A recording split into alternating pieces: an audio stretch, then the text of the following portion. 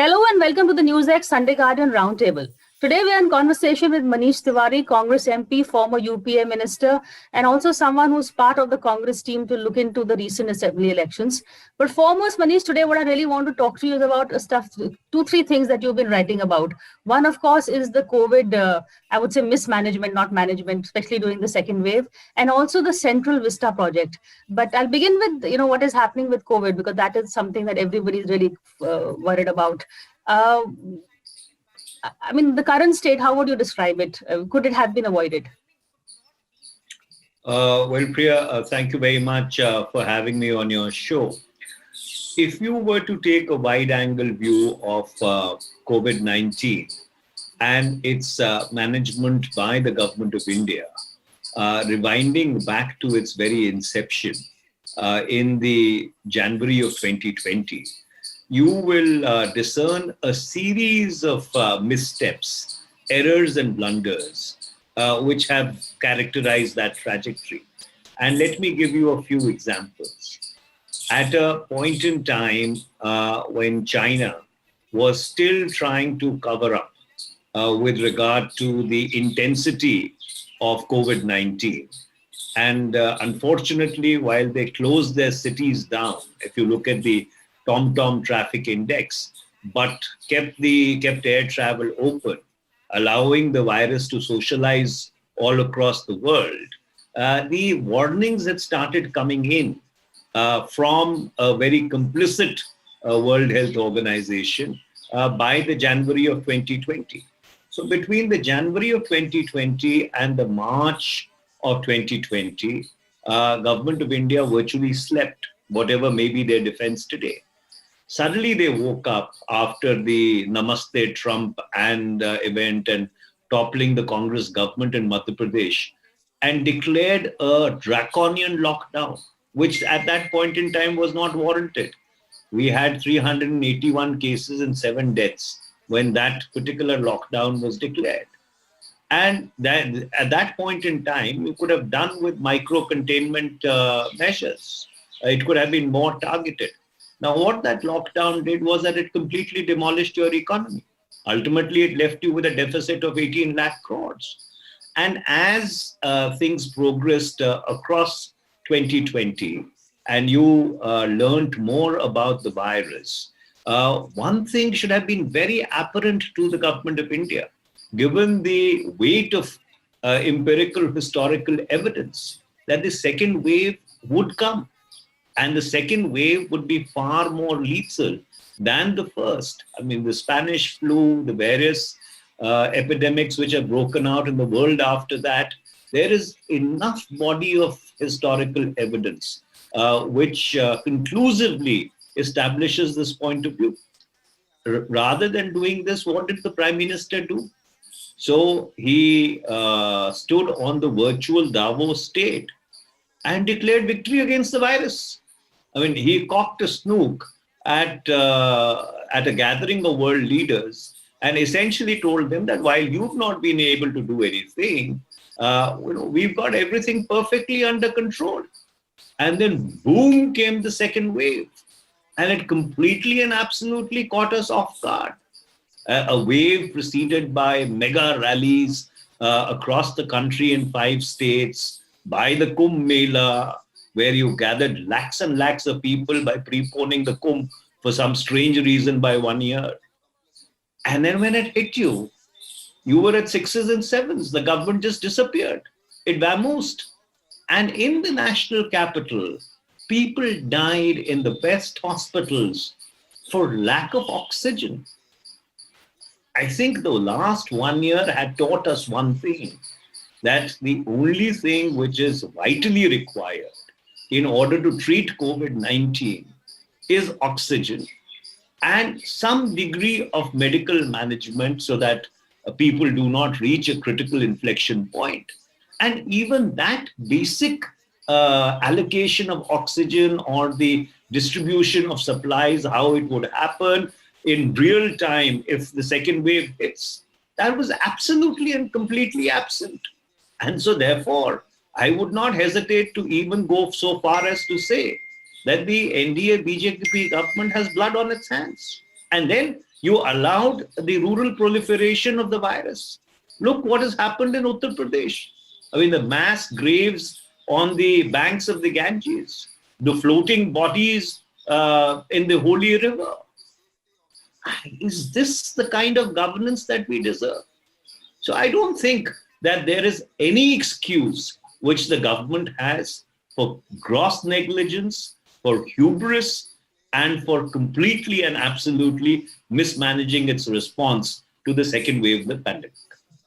But Manish, what do you say when BJP spokespersons say, A, it is not really the center, even the states were caught napping, and the prime minister has been leaving a lot of the management to the states. Secondly, regarding oxygen, they are saying that most of the oxygen is produced in the east and west, while the COVID thing happened in the north. So it takes a while to get the oxygen across to the states in the north.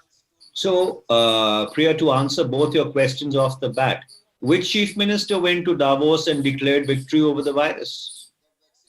And who tried to micromanage India's response to COVID-19? It is the Prime Minister of India, who declared the first lockdown at a 4-hour notice without consulting any state government. And when they realized that they cannot vanquish the virus by the means that they had adopted, they tried to palm it off to the states.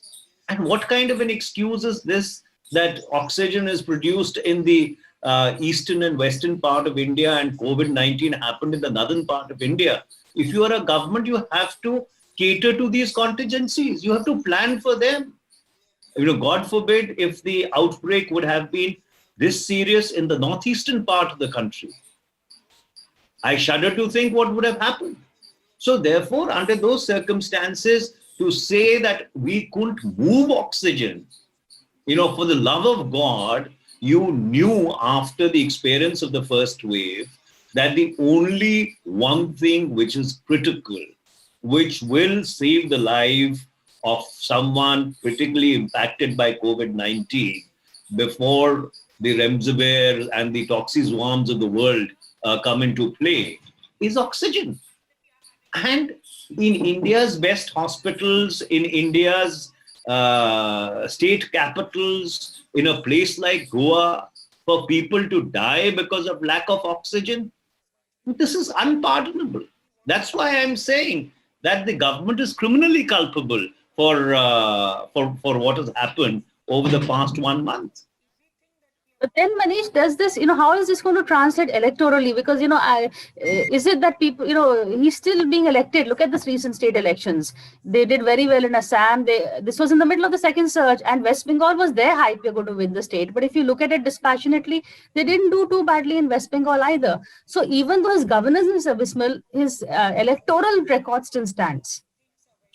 Well, Priya, unfortunately, I don't think it is appropriate to milk a national tragedy for the purposes of political or partisan gain.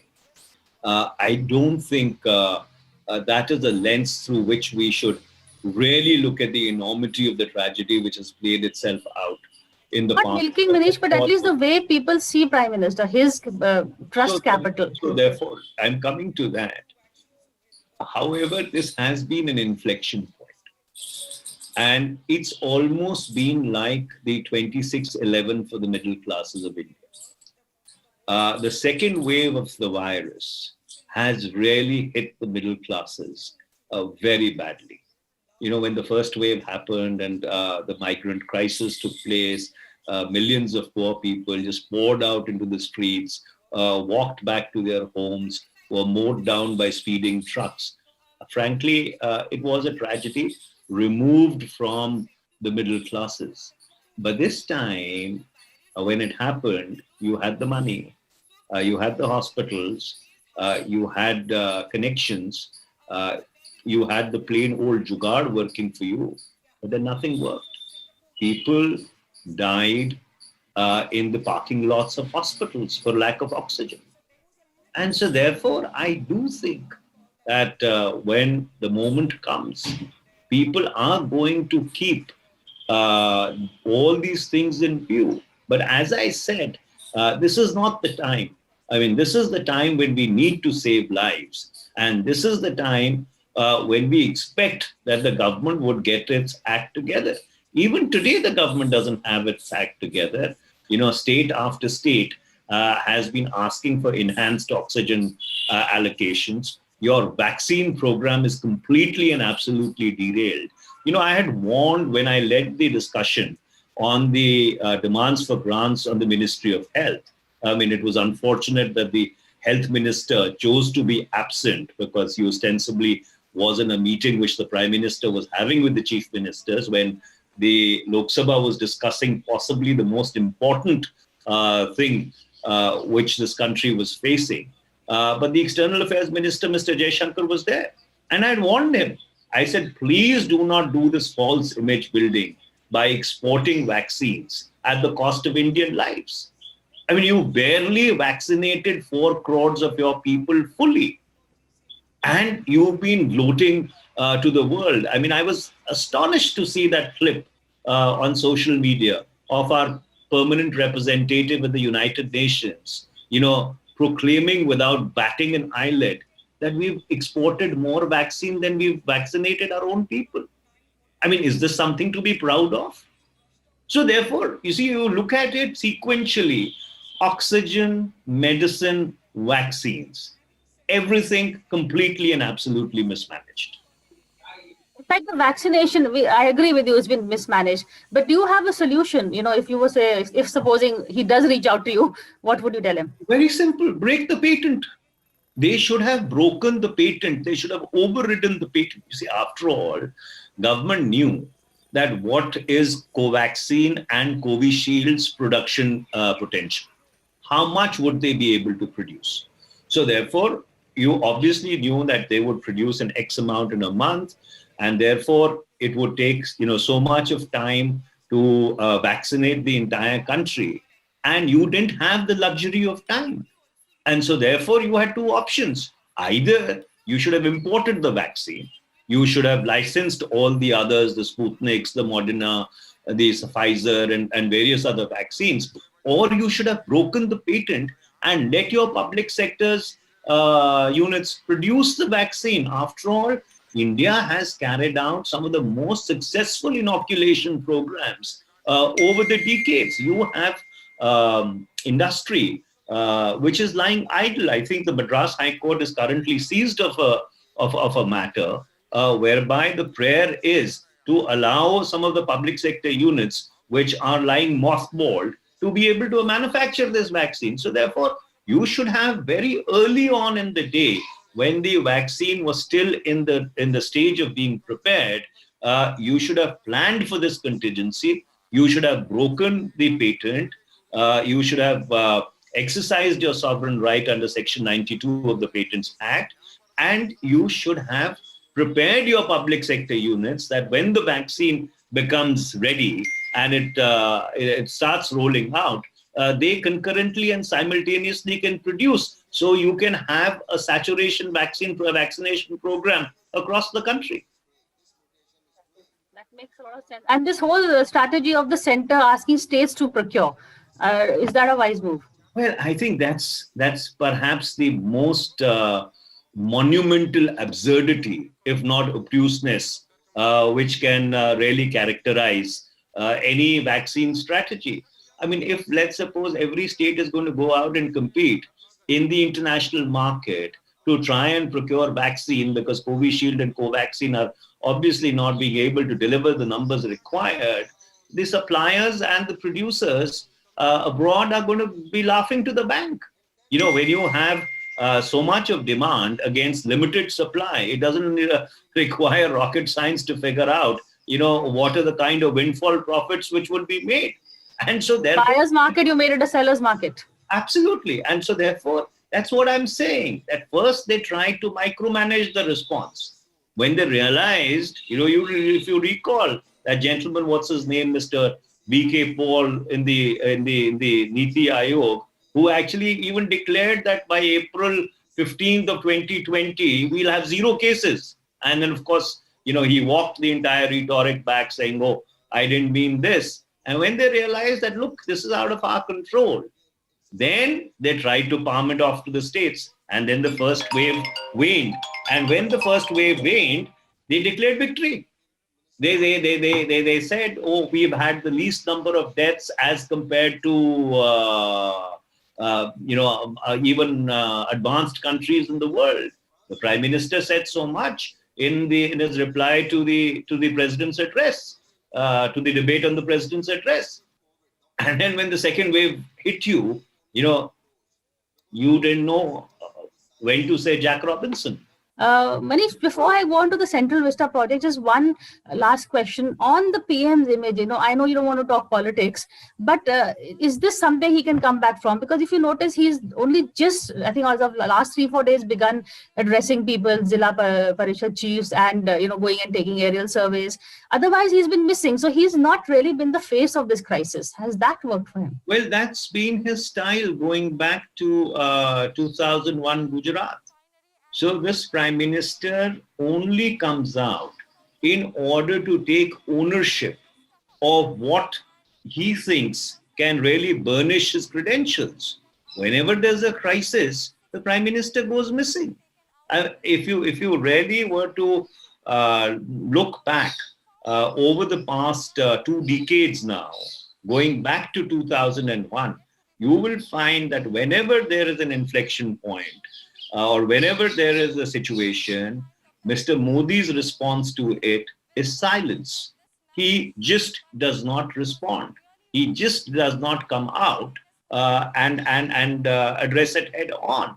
When the crisis passes, he emerges and then tries to take credit for different strands of what the government may have done. So that's been his modus operandi, and that was at play during this particular crisis. You had the Prime Minister and the Home Minister, trying to absolutely belittle and mock the Chief Minister of West Bengal, notwithstanding a rising COVID wave.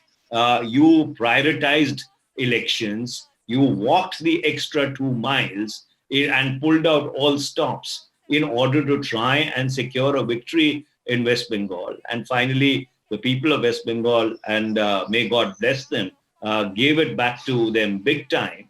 And those people who were addressing 3-4 rallies, which were given saturation coverage on television, suddenly disappear when the crisis hits.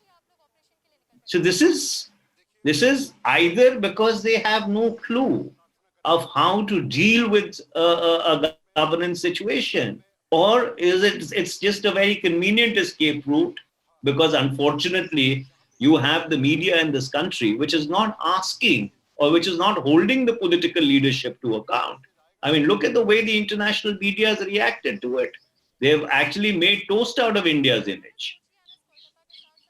Those who ask questions are being accused of vulture journalism. So, you have it. I mean, in the sense that those who are asking the hard questions, those who are actually going out on the ground and trying to tabulate the omissions and commissions, you target them and try and tarnish their image. So therefore, this is classical textbook fascism which is at play. I mean, can you imagine a society, or you can imagine a government which is so insecure, which starts arresting little kids for posters being put up, and posters which were not even offensive in language, posters which said that Prime Minister has taken the vaccine of our children and given it to people abroad? I mean, for that, you have the Delhi Police Crime Branch going after people. So, I mean, forget the freedom of speech and expression. I mean, even the words used, what's so offensive about it? And if the Prime Minister, feels so offended, he could have always filed a defamation case rather than use the coercive instrumentalities of the state.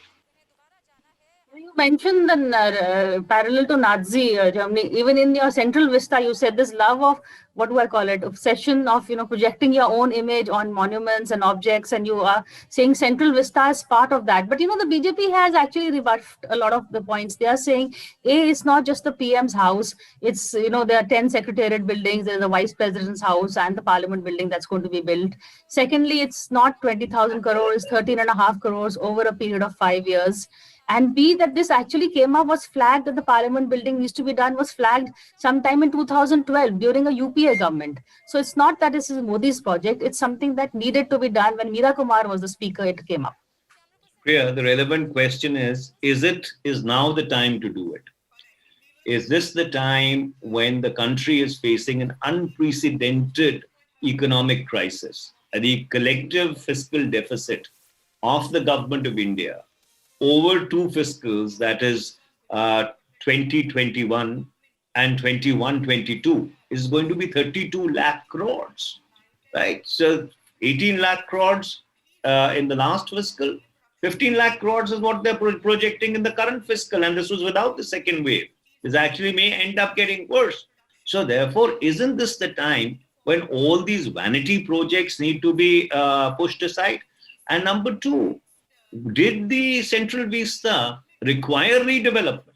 I mean, what was the raison d'etre in order to try and redevelop something which never required redevelopment in the first place, except that you wanted to, try and leave your stamp on history? I mean, the British created Lutyens' Delhi essentially because India was the jewel of the imperial crown, and the imperial crown required a new capital.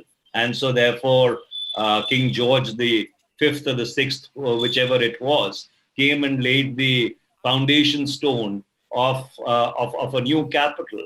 Well, then after that, Adolf Hitler had those same delusions of grandeur.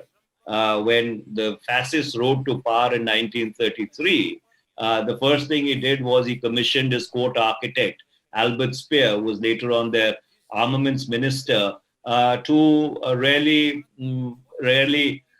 demolish and rebuild Berlin bottoms up as the capital of the thousand-year Reich called Germania. So therefore, this hubris of trying to leave your imprint on history by the use of architecture is not something which is unique. But let me remind you, you see, those who are wise, they rarely focus on the betterment of their people.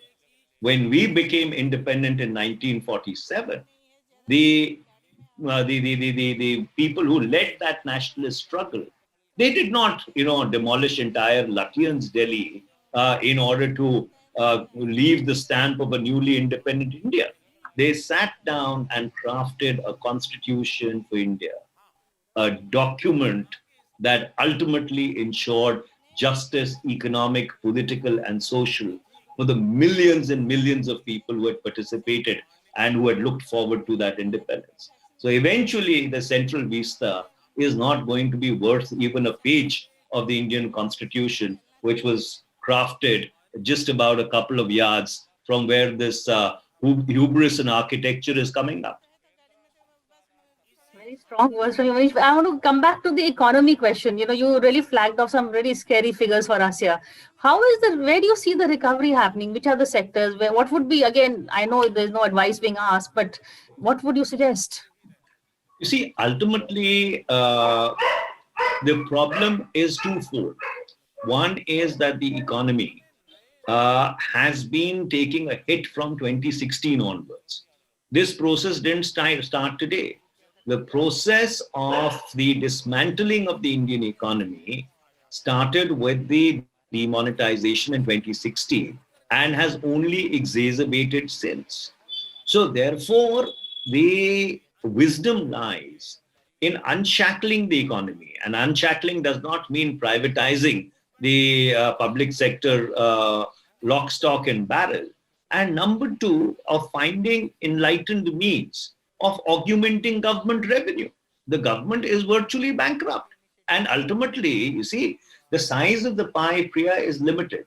If government is going to go out and borrow in order to bridge the fiscal deficit, then where is the capital in order to kickstart the economy in the private sector going to come from? FDI, is that an answer? Well, who's coming to India?